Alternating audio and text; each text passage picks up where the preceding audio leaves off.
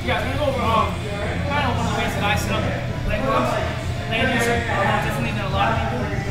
The common thing you do when you set up leg lock is usually in somebody's open guard, you're standing over them, you kind of pull yourself in, you kind of fall back for a leg. There's a lot of problems with that. Number one, it's very obvious. I feel like everybody in the game does that, right? So a lot of the setups I do revolve around not doing that. I like to do them from different positions, half guard, side control, north south, positions where somebody doesn't expect a leg lock attack to come from. Common problem with attacking the leg from here, it's very easy for him to roll. I'm attacking Heelhook, he rolls out, okay? He either comes up on top or I lose position, right? So to avoid all that craziness, I attack my leg lock in such a way where those possibilities aren't possible. So we're going to go over a leg lock attack from top half guard. Top half guard is great for MMA, great for fighting, great for jiu-jitsu. It's also really great for leg lock. So,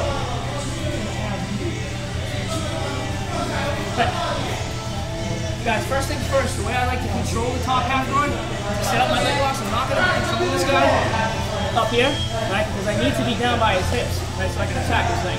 So what I like to do if I'm in this position, I drag my arm down his hip, I take my forearm in his throat here, and I kind of scoop myself down here, okay? And I ride this guy a little bit. Make him uncomfortable, right? And I also make it very easy for him to want to turn onto his side and come up into me. Because he thinks that's the escape. He's going to work to push my knee down. He's going to work to kind of get his guard back. And this is what I want him to do, okay? This is what I'm counting on him to do, right? So, I'm sliding down his hip. I'm putting pressure here, okay? As soon as he gets up onto his side, and both of his arms get on the same side of his body, that's when I'm going to set up my attack, okay? Now, there are two different ways that I can do this attack. The first way is right as he turns, step around and spin and take this top leg. The second way kind of deals with distracting him by making him think I'm going for an arm lock and then taking the leg, okay?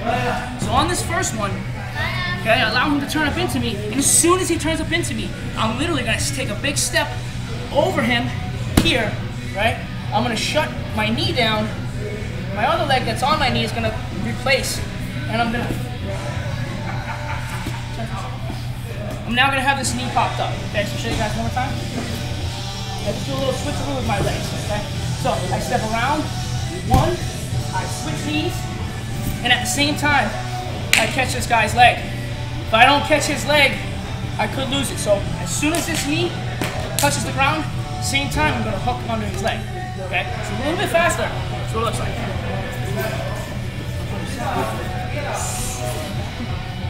Okay. Notice this leg stays in between his thighs. So from here, I'm just going to fall onto my side. I kick this leg out. I lock this nice tight triangle. Okay? Control this guy's thigh. Triangle control, triangle choke. You guys see that? Where my knee is? Okay. Next thing I'm going to do is I'm going to get my knee on the floor. Right? This keeps him away from me. If I have this knee up, he can come around side, he can escape. Get this knee on the floor, and now I'm good to go. I'm going to go right into my heel hook. So, I'm going to grab up by his ankle, leave his toes in the back of my tricep. When I drive down his toes, he's already going to feel the pressure in his knee. He's going to turn this to a corner. He's going to bend his knee for me. Okay? From here, able to grip my hand. Okay? Very gently. I'm putting the pressure. He's already feeling it. He feels it when I do this. Okay? Right. Be very careful with that close. Pay attention to the partner's reaction. Under. One more time, guys. We're not going to worry about that finish quite yet. We're just going to work on that setup. But I'm here controlling. He turns up. Switch. Fall into my side. Triangle. Scoop. Now I'm good to go. Okay? Here. Under around. Slowly. I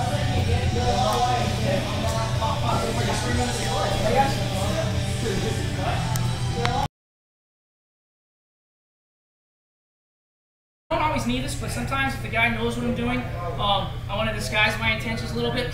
So as soon as he turns up into me here, right, I'm going to pretend like I'm going to attack his top arm. And what that's going to do is that's going to keep his arm occupied so that my leg can come over, right? sometimes if a guy's really slick and he knows what I'm going for, when I go to step over, if I'm not blocking his arm, he catches my leg here, right, and blocks it. And that screws me all up, so I don't want that to happen. So it's not a bad idea just from the beginning. As soon as he turns up onto his side, grab his wrist, okay, stuff his elbow down, and I can just put my weight on it. Right? I can do it like that. The other way I like to do it is spin just a little bit. I make him think I'm going to go for an arm bar that really doesn't exist. There's no arm lock, right? There's no arm lock like this, okay? But a lot of times when you're in competition and you're live wrestling, you're not thinking correctly. So, he turns up onto the side, and I'm going to keep my head down tight. I don't want to give all the space. Keep my head down tight. I want to grab his wrist, okay? And I'm going to stuff my hand through, like a figure four grip, like almost like a Kimura, right? But I'm going to become inside like this. This is literally doing nothing other than keeping his arm down, making him think we're going for an arm bar. Okay? So in the midst of doing all this, I'm going to step over. Okay? So it's the same setup. It's just using that before I go for it to make sure he doesn't catch my leg. There's nothing worse than going to step over and having this guy catch your leg here, and you get like banana split. Super awkward. He comes up, maybe takes your back, whatever. So stuff. Okay? I'm riding him hard here. He spins up into me. Okay? Start working this. Use my chin to keep this guy's elbow down. Stuff under here, right? Once I get here, I'm getting ready to go. Over, catch. That's how fast it is. Ball to my back, triangle, scoop that knee down, right behind his ankle. Drive down on his toes, get his hand to the ceiling. He's going to already feel the pressure. If you leave it, he's going to turn his knee a lot. Makes it easier for you to get the pressure. Okay? If he doesn't, he keeps his leg straight, sometimes you'll get a straight-legged attack. It's like a knee bar and Heelhook. That's even worse for him. So either way, he loses. He either bends his knee and Heelhook, or he keeps his leg straight and knee bar and Heelhook. Okay, win-win for me. So guys, one more time. I'll show you guys a different angle. Just go around. One more time, guys. So, I'll ride him here, he comes up into me, I allow him to, okay? Stay down tight here, grab his wrist, stuff it through, coming over, twist, falling, triangle, scoop your knee to the floor, bam, wrap, okay guys, that's it. It's the same setup we already did. You're just going to kind of occupy this guy by either figure forward and making it look like you're going for an arm bar, or just stuff his arm down until you pass your leg over. Then you let go and you spin, and you catch that leg. Okay? Try it out, guys.